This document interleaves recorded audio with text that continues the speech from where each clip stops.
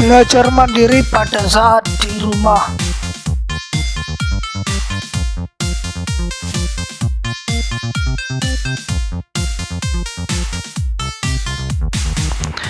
Pada saat ini semua merasakan adanya sebuah bencana epidemi yang sifatnya global. Hampir seluruh negara kena dampak dari tersebarnya virus COVID-19. Penyebaran virus ini berjalan secara masif. Kasus mengenai virus corona ini semakin hari kian bertambah banyak yang kena wabah ini. Untuk itu, salah satu usaha yang bisa kita lakukan untuk memutus penyebaran wabah ini adalah dengan cara beraktivitas dari rumah saja. Keadaan itu pun membuat kebanyakan sekolah memindahkan kegiatan belajar ke rumah masing-masing siswa.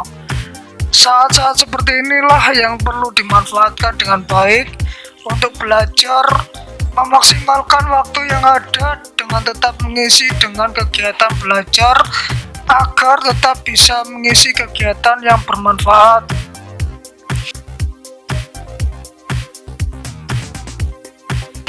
Kali ini kita akan membahas mengenai belajar mandiri pada saat di rumah, karena keadaan sekarang memaksa kita untuk beraktivitas di rumah saja.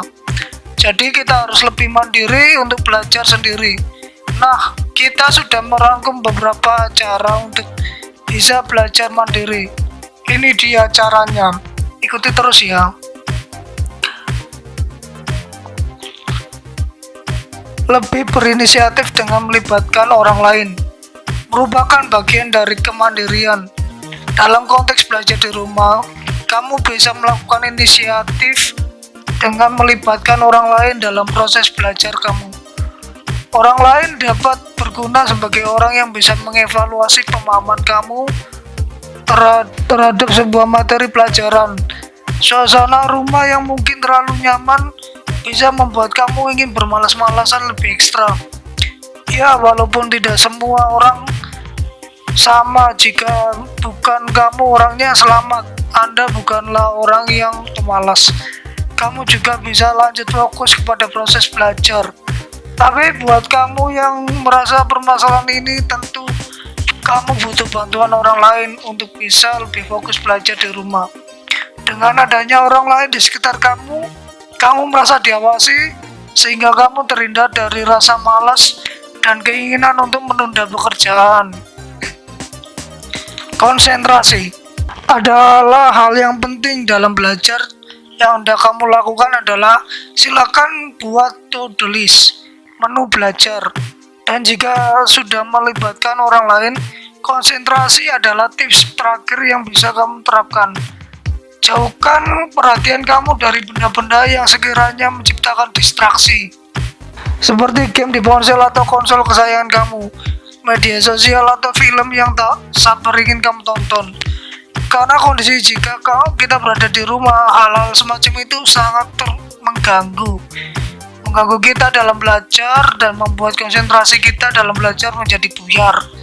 Tanamkan dalam diri bahwa semua itu bisa kamu sentuh setelah kegiatan belajar selesai.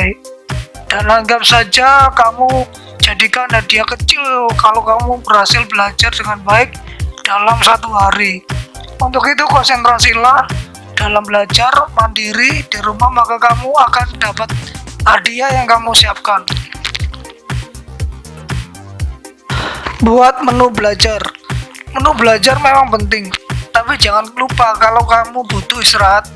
Ini adalah salah satu menu yang perlu kamu siapkan kalau ingin belajar secara mandiri, yaitu waktu belajar. Dari situ kamu bisa atur berapa lama kamu akan belajar dan berapa lama kamu boleh beristirahat di antara waktu-waktu belajarmu. Tapi jangan sampai kasihkan istirahat, bisa-bisa kegiatan belajar kamu jadi terlupakan dan terbengkalai. Maka dari itu perlu untuk kamu membuat waktu belajar. Dalam seminggu kamu akan belajar apa saja dan di mana kamu akan menempatkan waktu istirahat.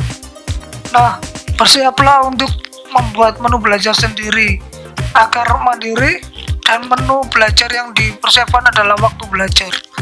Menu lainnya adalah menentukan tujuan belajar dan memberi nilai pada diri sendiri.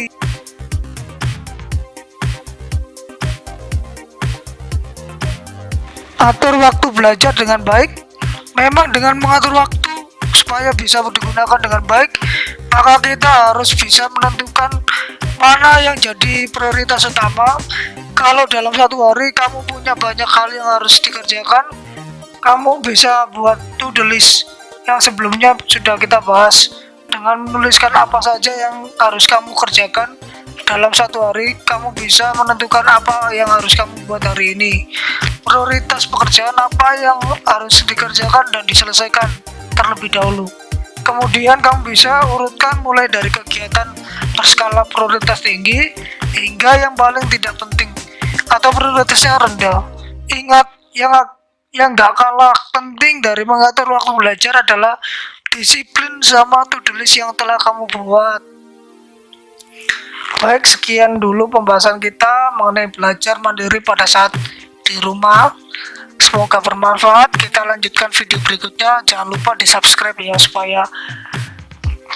supaya video yang kita berikan boleh langsung sampai kepada teman-teman sekalian dan boleh diaplikasikan di dalam belajar mengajar teman-teman. Terus pantengin saja video kita selanjutnya. Terima kasih sudah nonton, sampai jumpa.